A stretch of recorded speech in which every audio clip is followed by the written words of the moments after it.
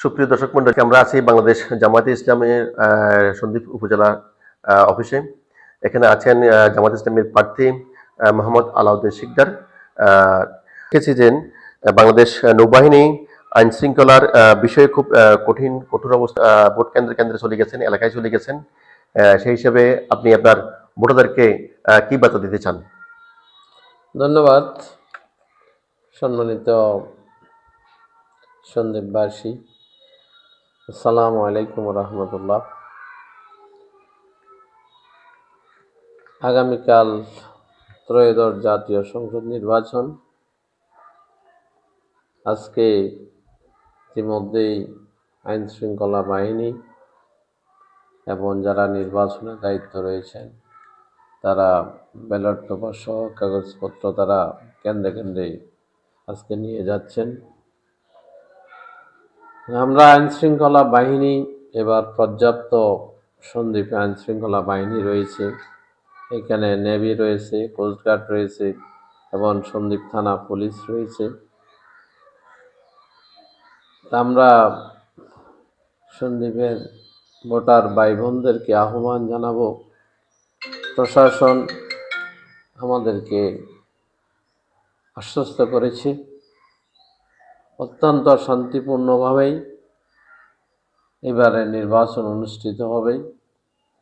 কোনো ভয় ভীতি থাকবে না। ভোটারদের যাতে করে নির্বিঘ্নে ভোট কেন্দ্রে এসে ভোটাধিকার প্রয়োগ করতে পারে এই ধরনের ব্যবস্থা আইন শৃঙ্খলা বাহিনী গ্রহণ করবে।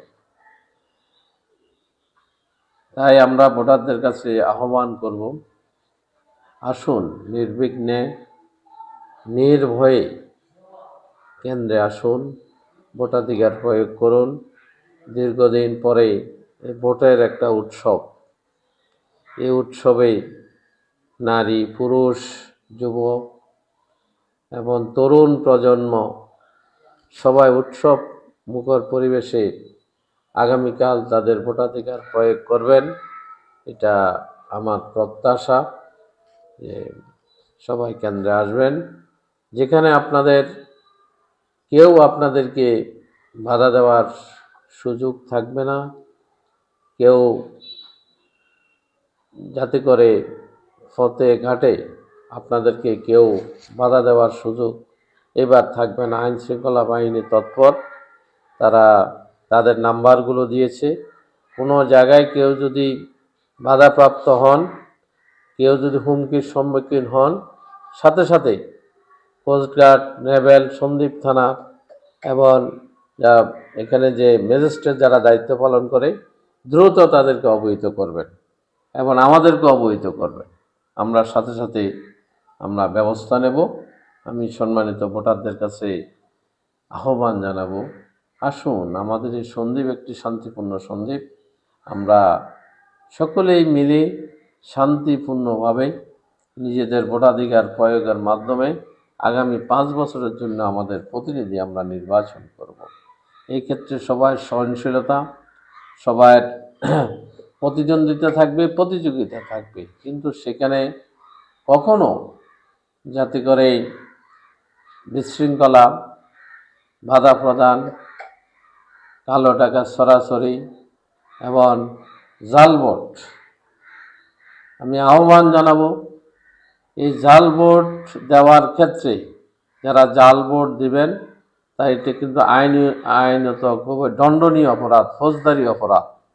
এবং যারা কেন্দ্রের দায়িত্ব যারা পালন করবেন তাদেরকেও আহ্বান জানাবো, জাল ভোট আসলে আপনাদের কাছে যদি প্রতীয়মান হয় তাদেরকে আইনের হাতে তুলে দিবেন, যাতে করে কেউ জাল ভোট দিতে না পারে। আমি এই জন্য প্রশাসনের দৃষ্টি আকর্ষণ করব। এবং ঝুঁকিপূর্ণ অনেকগুলো কেন্দ্র রয়েছে, সেই কেন্দ্রগুলো যাতে পর্যাপ্ত সেখানে নিরাপত্তা রাখা হয় এবং যারা ভোট